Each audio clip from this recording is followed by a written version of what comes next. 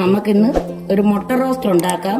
Variety ആയിട്ട് സാധാരണ നമ്മൾ മുട്ടയൊക്കെ പൊരിച്ച് കുഞ്ഞുങ്ങൾക്ക് ചോറിന്റെ കൂടെ കൊടുത്തയക്കുമല്ല, ചോറ് പൊതിക്കകത്ത് പൊതിഞ്ഞു കുടിക്കലും. ചിലപ്പം പാത്രം തുറക്കുമ്പോൾ അതിനൊരു വല്ലാത്ത സ്മെല്ല് നമ്മൾ ഉച്ചയാകുമ്പോൾ കുഞ്ഞുങ്ങൾക്ക് കൊടുത്തു വിടുമ്പോഴേ നല്ലതായിട്ട് കുഞ്ഞുങ്ങൾക്ക് ഇഷ്ടപ്പെടുകയും ചെയ്യും.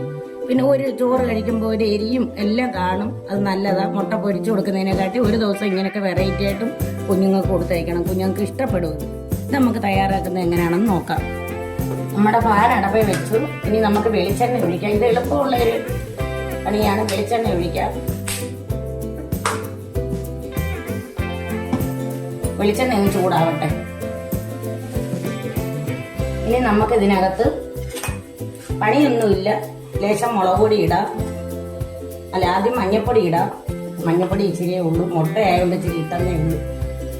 എന്നിട്ട് മീറ്റ് മസാല ലേശം, പിന്നെ ലേശം മുളക് പൊടി, കറിവേപ്പില, മല്ലിയില, കുരുമുളക് ലേശം, ഇത്രയും കൂടെ ഇട്ട് നമ്മൾ ചെറിയ സിമ്മില് ഒന്ന് മൂപ്പിക്കാം. മൂത്ത് കഴിഞ്ഞു. ഇനി നമുക്ക് മുട്ട എടുത്തിട്ടെ റെഡിയാക്കി വെച്ചേക്കുന്ന മുട്ട ഇടാം.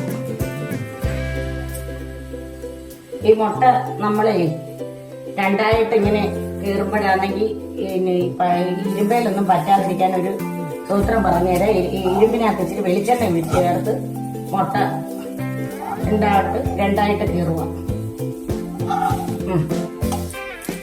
നമ്മുടെ ഗ്രേവി എല്ലാം കൂടെ ഈ മുട്ടയുടെ മണ്ടയ്ക്കോട്ട് നമ്മൾ ഇട്ട് ഇത് റെഡിയാക്കുവാണ്.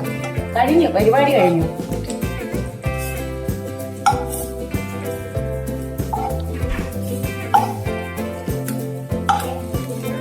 ഇത്രയേ ഉള്ള സംഭവം. ജോലിയില്ല, പണി എളുപ്പമായി. നല്ല വെറൈറ്റി ആയിട്ടുള്ള ഒരു മുട്ട റോസ്റ്റാണ്.